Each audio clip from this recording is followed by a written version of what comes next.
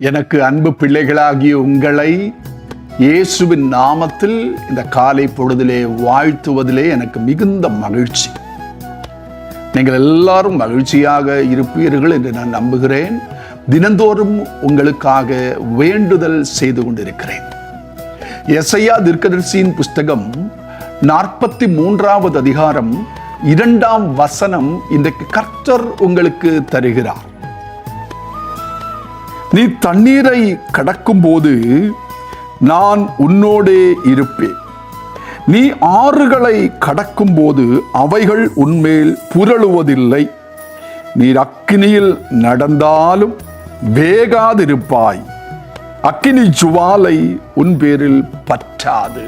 என் அன்பு பிள்ளைகளே, கர்த்தர் உங்களை ஒவ்வொருவர்களையும், இன்றைக்கு இந்த வார்த்தை கேட்கிற உங்கள் ஒவ்வொருவர்களையும் பார்த்து சொல்லுகிற வார்த்தை, நீங்கள் எந்த தண்ணீரை கண்டு பயந்திருக்கிறீர்களோ, எந்த அக்கினியை கண்டு பயந்திருக்கிறீர்களோ, இந்த அக்கினி சோதனையை எப்படி நான் ஜெயிப்பேன் என்று நீங்கள் கலங்கி போயிருக்கிறீர்களோ, ஆண்டவர் சொல்லுகிறார், இந்த வெள்ளம், இந்த தண்ணீர், இந்த அக்கினி உங்களை மேற்கொள்ள முடியாது.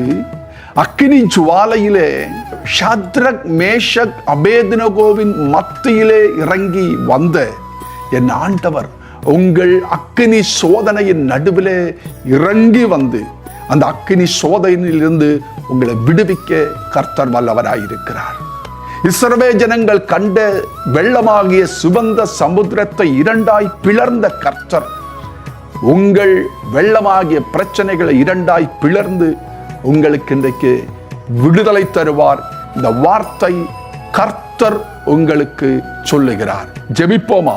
பரலோகத்தின் பிதாவே, ஏசாயா 43:2 இந்த வார்த்தைகளை கேட்கிற ஒவ்வொரு பிள்ளைகள் வாழ்க்கையிலும் நிறைவேறட்டும். அவர்கள் கடந்து போகும் சூழ்நிலை எது என்று அடியனுக்கு தெரியாது, ஆனால் நீர் அறிகிறீர்.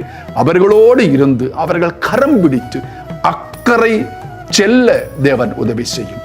ஆசீர்வதியும் இயேசுவின் திருநாமத்தில் நல்ல பிதாவே, ஆமென். இந்த வார்த்தைகளை கொண்டு கர்த்தர் உங்களை ஆசீர்வதிப்பாராக. ஆமென் and amen. God bless you.